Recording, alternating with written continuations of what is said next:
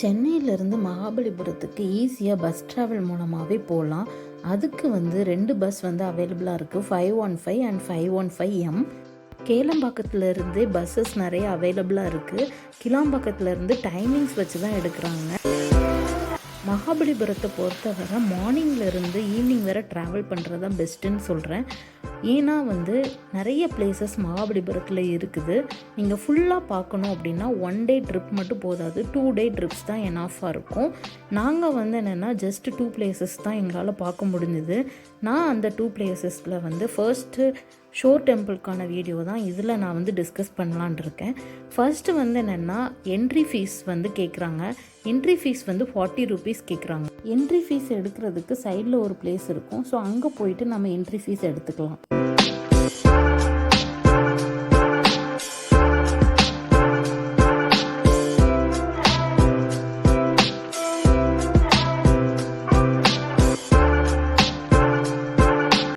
உள்ள நுழையிலிருந்து அங்கே கோயில் வரைக்கும் கொஞ்சம் டிஸ்டன்ஸ் இருக்க தான் செய்யுது. நாங்கள் போன அன்னைக்கு அங்கே ஏதோ ஃபங்க்ஷன் நடந்திருக்கு, பரதநாட்டிய ஃபங்க்ஷன் மாதிரி தெரிஞ்சுது.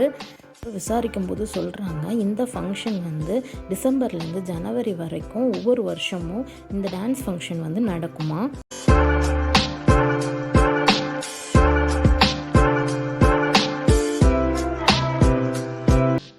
இருந்து கோயில்கிட்ட வர்ற வரைக்கும் எங்களுக்கு அவ்வளோ டிஸ்டன்ஸ் இருந்த மாதிரியே இல்லை. ஏன்னா கடல் பார்த்துக்கிட்டே வர்றதுனால டிஸ்டன்ஸ் கம்மியாக இருக்கிற மாதிரி தான் எங்களுக்கு தெரிஞ்சுது. அன்னைக்குன்னு பார்த்து க்ரௌடு வேறு அதிகமாக இருந்தது. சாட்டர்டே சண்டே இங்கே க்ரௌடு அதிகமாக இருக்குன்னு சொன்னாங்க.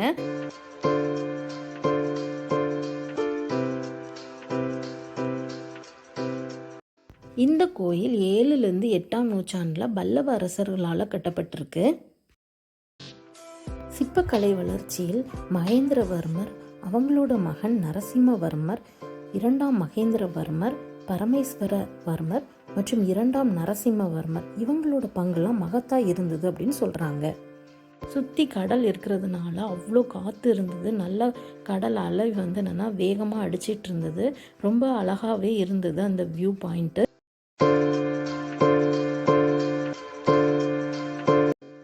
கடல் அலைகள் அவ்வளோ அழகாக இருந்தது. அது பக்கத்துலேயே பீச் வேறு இருந்தது.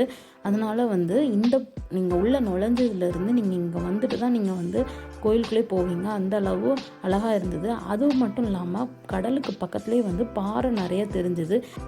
இந்த பாறைகளில் பார்த்துட்டிங்கன்னா நிறைய சிற்பங்கள் செதுக்கி இருந்திருக்காங்க. அந்த காலத்தில் எவ்வளோ அழகாக சிற்பங்களை செதுக்கி இருக்கிறாங்க. அவ்வளோ நைஸாக இருந்தது.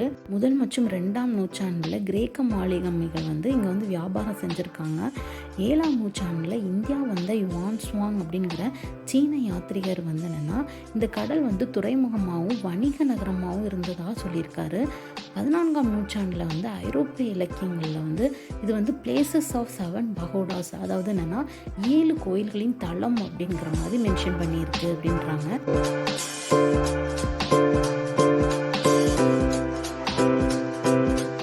இந்த கடற்கரையில் இப்போ இந்த கோயில் மட்டும்தான் இருக்குது. மீதம் இருக்க 6 கோயிலும் கடலில் மூழ்கி இருக்குன்னு சொல்கிறாங்க.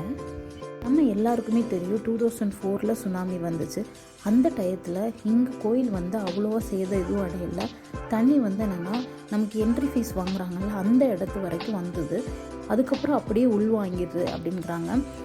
அப்போ அந்த டயத்தில் என்னென்னா கடலுக்குள்ளே நிறைய சிற்பங்களும் கோயிலும் தெரிஞ்சதாகவும் சொல்கிறாங்க. இந்த பிளேஸ் பல்லவர் காலத்தில் நீரை தேக்கி வச்சிருக்கிறதுக்காக யூஸ் பண்ணியிருக்காங்க. இந்த பிளேஸில் என்னென்னா சிவன், விஷ்ணு, பிரம்மா இந்த 3 கடவுளும் இருக்கிறதுனால இது மும்மூர்த்திகளுக்கான கோவில்னு சொல்லியிருக்காங்க. இது என்னென்னா முன்னாடியே புதஞ்சு தான் இருந்திருக்கு. அதுக்கப்புறம் தோண்டி தான் எடுத்திருக்காங்க. இதில் ஒரு சின்ன ஊத்து மாதிரி இருக்கும். அது இப்போ மூடி வச்சிருக்கிறதா சொல்கிறாங்க. எங்களை அது பக்கத்தில் போக விடலை. ஸோ ஃபுல்லாக என்னென்னா பிளாக் பண்ணி வச்சுருக்காங்க. கீழே சிவலிங்கம் இருக்காங்க. டைரெக்டாக சன்லைட் இந்த கோபுரத்தில் படுற மாதிரி இருக்குமா. அதனாலேயே இந்த கோவில் என்னென்னா அவ்வளோ பாசிட்டிவ் எனர்ஜி உண்டு அப்படின்னு சொல்கிறாங்க. பல்லவர் காலத்தில் இந்த கோயிலில் எல்லாருமே வழிபட்டுட்டு இருந்திருக்காங்க. இந்த கோயில் கருவறையில் சிவன், பார்வதி, லெஃப்ட் சைடில் வந்து விஷ்ணு, ரைட் சைடில் பிரம்மா, நடுவில் வந்து என்னென்னா முருகர் இருக்கிறாங்க. இந்த கோயிலோட அந்த சிற்பங்கள் வந்து ஏன் கருப்பாக இருக்குது அப்படின்னா, இதில் வந்து என்னென்னா முன்னாடி வந்து நெய் இதெல்லாம் வச்சு அபிஷேகம் பண்ணியிருப்பாங்க. ஸோ அது வந்து என்னென்னா நாளடைவில் இந்த கடலில் இருக்குது அப்படிங்கிற மாதிரி சொல்லியிருக்காங்க. பல்லவர் காலத்தில் உள்ளே வந்து ஒரு சிவலிங்கம் இருக்கும் அப்படின்றாங்க. சிவலிங்கம் வந்து என்னென்னா அதுக்கப்புறம் அரசர்களால் எடுக்கப்பட்டிருக்கு அப்படின்னு சொல்லியிருக்கு. இப்போ வந்து என்னென்னா உள்ளக்க உங்களுக்கு வந்து சிவன், பார்வதி, விஷ்ணு, பிரம்மா, முருகன் இருக்கிற மாதிரி சிற்பம் மட்டும்தான் இதில் இருக்குது.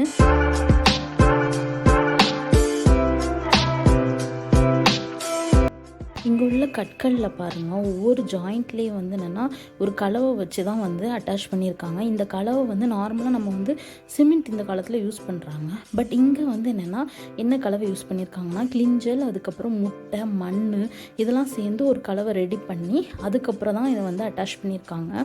ஸோ அந்த இப்படி ரெடி பண்ணுறதுனால எங்களுக்கு வந்து 1000 வருஷம் ஆனாலும் இந்த கோயில் வந்து அவ்வளோ சீக்கிரமாக வந்து என்னென்னா இடியாது அப்படிங்கிற மாதிரி சொல்லியிருக்காங்க.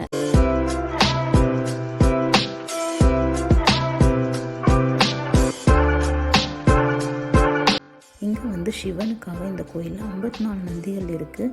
இது மாதிரி விஷ்ணுவுக்கும் 54 ஈகிள் வந்து இருந்ததாகவும் சொல்லப்படுது. இது வந்து நல்லா கடலுக்குள்ள மூழ்கிட்டதாகவும் சொல்லப்படுது.